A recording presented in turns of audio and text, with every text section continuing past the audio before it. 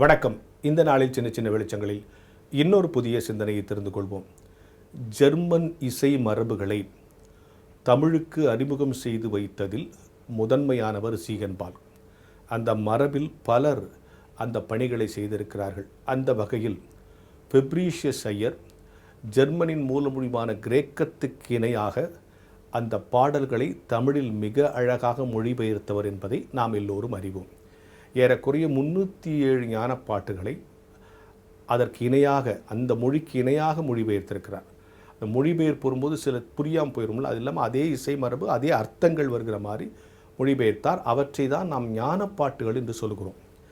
இந்த ஞான பாட்டுகளை பற்றி ஞாசாமியல் ஐயர் அவர்கள் ஒரு குறிப்பு எழுதி வைத்திருக்கிறார். ஒரு அருமையான விஷயம். அதாவது ஞானப்பாட்டுக்கு நெஞ்சுருக்கி நூல் அப்படின்னு ஒரு பேர் இருக்குங்கிறது உங்களில் பலருக்கு தெரியும். அது நெஞ்சை உருக்கிற மாதிரி இருக்குது. அந்த பாட்டை பாடினா அது நெஞ்சை உருக்கிற மாதிரி இருக்குது, அதனால் நெஞ்சுருக்கி நூல். இன்னொன்று, ஞானப்பாட்டுகளுடைய சிறப்பு என்னென்னா, கிறிஸ்தவர்கள் அல்லாதவர்களும் பாடினாலும் அவர்களுக்கும் இறை பக்தியும் இறை உணர்வையும் கொடுக்கக்கூடிய ஆழமான சத்தியங்களை உடையது ஞானப்பாட்டு. இன்னொரு சிறப்பு ஞானப்பாட்டுக்கு என்னென்னா, பரிசுத்த வேதாகமம் மொழிபெயர்த்து வருவதற்கு முன்னாலேயே வேதாகமத்தின் உண்மைகளை பாடல் வழியாக மக்களுக்கு கொண்டு போய் சேர்த்த வேலையை ஞானப்பாட்டுகள் தான் செய்தது. இதெல்லாம் பெரிய விஷயம் விட்டுருங்க. இதுக்கப்புறம் இந்த ஞானப்பாட்டுக்கு நெஞ்சுருக்கி நூல்னு ஏன் பேர் வந்துச்சு? சூளை பக்கத்தில் ரொம்ப காலத்துக்கு முன்னால் ஒரு பிரசங்கியார் பிரசங்கம் பண்ணிக்கிட்டு இருக்கும்போது பலர் நின்று பிரசங்கம் கேட்டுட்ருக்காங்க. ஞாசாமியல் ஐயர் எழுதியிருக்கிற குறிப்பு. இது எந்த நூலில் இருக்குன்றதை நான் கடைசியாக சொல்கிறேன். அவர் பிரசங்கம் செஞ்சு கொண்டிருக்கார். பிரசங்கெல்லாம் முடிஞ்சு அது வீட்டுக்கு போன மாதிரி வீட்டு வாசலில் ஒரு சன்னியாசி, இன்னும் சொல்ல போனால் ஞாசாமியல் ஐயர் பண்டாரம்னு எழுதியிருக்கார். ஒரு பண்டாரம் நிற்கிறார். நின்று, ஐயா நீங்கள் இவ்வளோ நேரம் பிரசங்கம் பண்ணீங்களே, இதெல்லாம் ஏற்கனவே எனக்கு தெரிய மாதிரி என்கிட்ட ஒரு புத்தகம் இருக்குது, அதில் நான் இதெல்லாம் படிச்சிருக்கேன்ட்டு அதெல்லாம் சொல்லி காட்டுறான். இந்த இவர் சொன்ன பிரசங்கத்தில் உள்ள இறையியல் கருத்துக்கள்லாம் அதில் இருக்குது. எந்த புக்கு பாடினா, அவர் தன்னுடைய காவி துணியிலேருந்து உள்ளேருந்து சுற்றி வச்சுக்கிறத எடுத்து காட்டுறார். அதில் அட்டைகிட்டெல்லாம் ஒன்றும் இல்லை. அது ஃபெப்ரீஷியஸ் ஐயர் மொழிபெயர்த்த ஞானப்பாட்டு. அது அந்த பண்டாரங்கையில் எப்படியோ கிடச்சிருக்கு. ஆனால் அது ஞானப்பாட்டுன்னு அவருக்கு தெரியல. அப்போ நம்ம ஞானப்பாட்டுன்னு அப்போ பேர் கிடையாது. உடனே இந்த பிரசங்கியார் கேட்குறாரு, இந்த புக்கு பேர் என்ன பண்ணணும்னா, அந்த பண்டாரம் சொன்னாராம், இதை பாடும்போதெல்லாம் என்ன நெஞ்சுருங்குதுங்க, அதனால் இது நெஞ்சுருக்கி நூல்.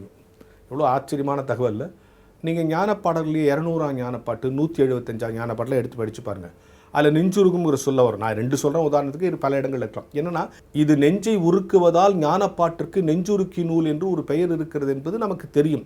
ஆனால் அந்த நெஞ்சுருக்கி நூல் என்கிற பெயரை முதலில் அறிமுகப்படுத்தியது யாரோ ஒரு பண்டாரம் தான் என்று ஞாசாமியல் ஐயர் ஒரு குறிப்பெடுத்து வச்சிருக்கார். சரி, இந்த குறிப்பு உங்களுக்கு எப்படி தெரியும் இப்போ கேட்குறீங்களா? இதுதான் இப்போ சின்ன சின்ன வெளிச்சத்தில் சொல்ல போகிற செய்தி. நான் ELM ஃபெப்ரீஷியஸ் மேல்நிலைப் பள்ளியில் தலைமை ஆசிரியராக இருக்கிறேன். 175 ஆண்டுகள் தொடர்ந்து கல்வி சேவை செய்து வருகிற கல்வி பயணத்தில், இன்றைய பயணத்தில் அதனை தலைமை தாங்கி நடத்தி கொண்டிருக்கிற பொறுப்பில் கடவுள் என்னை வைத்திருக்கிறார். தஞ்சை புத்தக கண்காட்சியில் நான் பேச போயிருந்தேன். நிறைவு நாள் விழாவில் நான் பேச அழைக்கப்பட்டிருந்தேன்.